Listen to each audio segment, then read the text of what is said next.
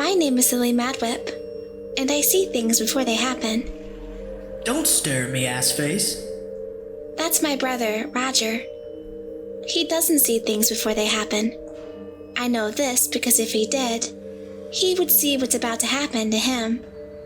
Then again, maybe he does, but people like us can't see things that are about to happen to ourselves. I don't know, truthfully. All I know is that in about 3 minutes, Roger is going to die. You're going to die, I tell him. Did you just threaten me? Roger is 6 years older than me. He goes to high school and has 2 best friends named Skeeter and Dustin. They like to wear shirts without sleeves that have the names of heavy metal bands on them. Sometimes they hang out in the garage and try to play music like those bands, until my dad goes out and yells at them to stop. At his funeral, they're going to wear jackets and ties and their hair is going to be combed for once. I'll never see them after that, which is nice. I love Roger because he's my brother, but when he's gone, things will be just a little bit nicer. Sorry, Roger. No. I told him truthfully. I'm just trying to warn you. I love you, Roger. Shut up, weirdo. He punches me in the shoulder, and I cry like I'm supposed to, but it doesn't really hurt. Mom's head swivels around on her neck from the front of the car, and gives us both that look that says she regrets having us. I know she doesn't, but all parents think that from time to time. I wonder where I'd be right now if I'd never had kids. No, I'm not a mind reader too. I just know these things. Will you two knock it off back there? Mom asks. It's not really a question, no. It's an order. Adults can give orders in the form of questions. If you're a kid and you try to do this, it doesn't work. I once tried to order Roger to give me back my doll Pasker by asking him, and he laughed at me and twisted Pasker's head off. Mom had to put it back on, but she's never been one for toy repair, so it's kind of crooked now.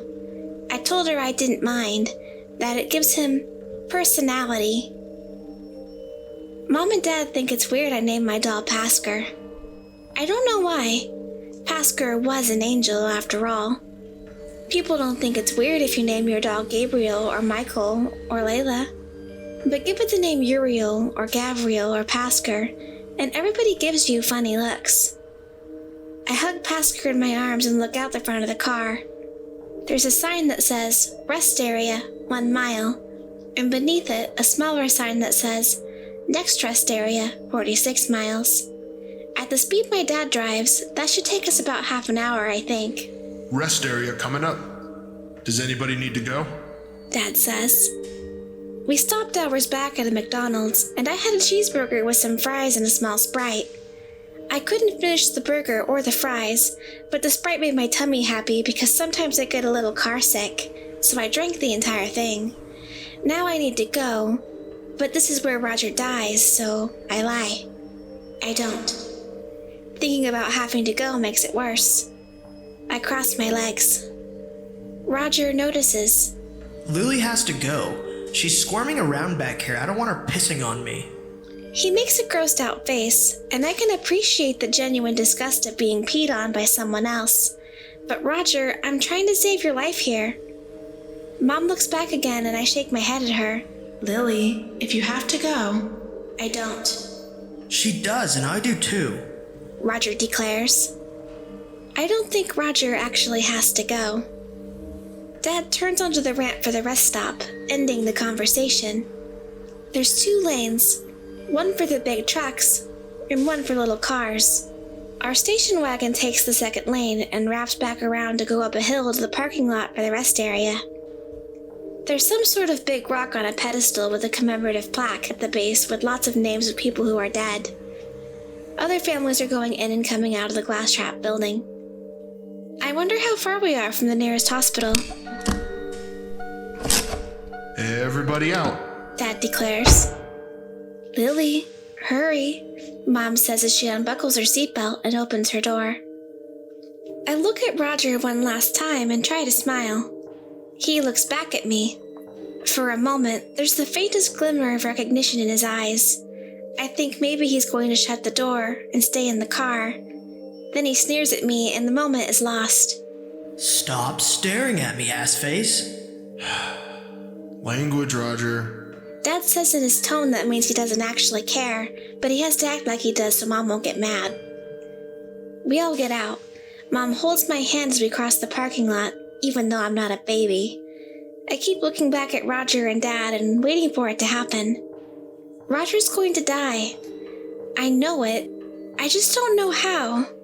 Maybe that big rock is going to come loose from its base and fall right on top of Roger like a boot on an ant. I've stepped on ants before. I always say sorry afterward, but it's kind of pointless by then. I wonder if his insides will squish out like they do on ants. The rock does not squish Roger. My mom takes me into the women's restroom where we do our business. The toilets are those ones that flush automatically. They always scare me, like I think the one I'm on won't detect that I'm on it anymore, and flush and I'll get sucked in. I go, but the whole time I'm waiting to hear the shouts and cries from outside. Maybe Roger gets sucked into the automatic toilet. My mom has a word for something like that. Apropos. Roger does not get sucked into the automatic toilets. We meet out in the lobby area where they have an information kiosk and little cubbyholes filled with sightseeing maps and brochures for hotels and water parks. I want to look at one about an outdoor animal safari zoo, but Dad is in a hurry to get back on the road, so Mom drags me back out to the parking lot. We pile into the station wagon with empty bladders. I'm feeling a bit confused because Roger is still alive, and it's been at least 10 minutes since I knew he was going to die.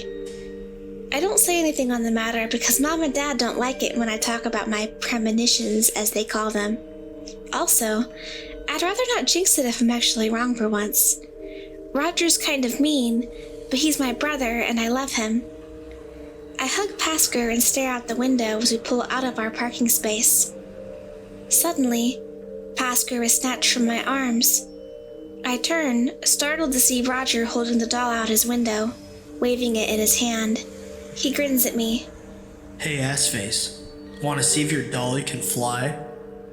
I realize this is the moment. I can't help but say something.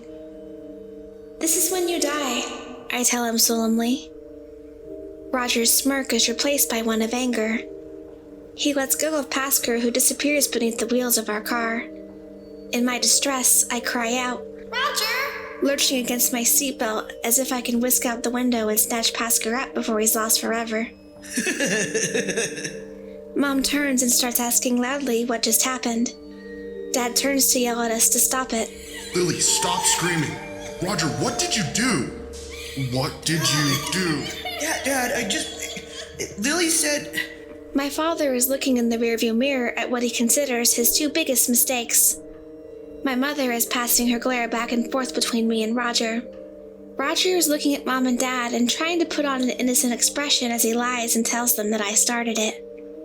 Only one of us is looking at the lane for the big trucks that we're currently merging with at Dad's typical high rate of speed. And that's me. What do I see out Roger's window but a giant truck with lots of big tires and a large trailer on the back, barreling down at us with a driver in the cab who looks just as shocked and confused as I am. Daddy, look out! I'm not screaming for Pasker anymore. I'm screaming for Dad to brake or steer or anything, but he can't tell the difference between one type of screaming and the next, and anyway, it's too late. Do you know what a T-bone is? I always thought it was a type of steak. My Uncle George ordered a T-bone once at a restaurant, and he got this mammoth piece of meat with the bone still in it. That's why they call it a T-bone, because the bone is there, and it looks like the letter T. Apparently, T-bone is also a type of collision where one vehicle strikes another in the side, because the two vehicles make a T-shape, just like the bone in the steak my uncle ordered. That's what the big truck does to us. It T-bones us right before the on-ramp to the interstate. The nearest hospital is 23 minutes away. I would have never guessed that number.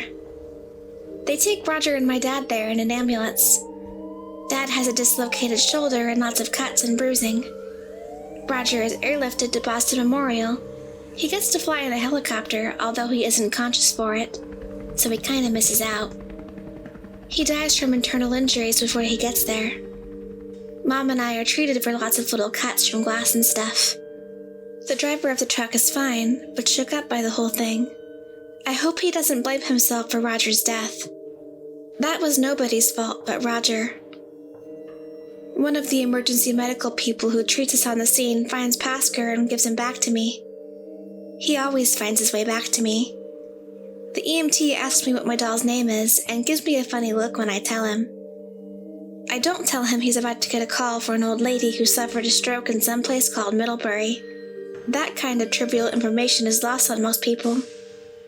Kind of like I know my mom and dad are going to cry and hug each other and worry about Roger until they find out he's dead.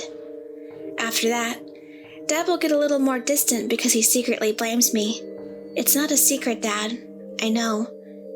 And Mom will hug me a little tighter each night at bedtime. I see it, but they don't need to know I do. I hope Roger is in a better place, but Pasker tells me he's not. Pasker is always right.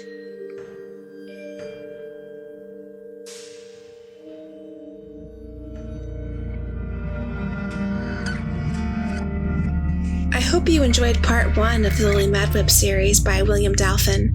Thank you so much for listening. You might know that I usually only narrate my own work, but this series is so good that I had to make an exception, with Mr. Dalphin's permission, of course. If you enjoyed this narration, please consider checking out more of his work, especially his book, an anthology of horror called Don't Look Away. I'd also like to thank Nefarious TV for lending his voice to this narration, and for his help with the editing. I hope you're looking forward to the next parts. They'll be coming out soon. Thanks again for listening.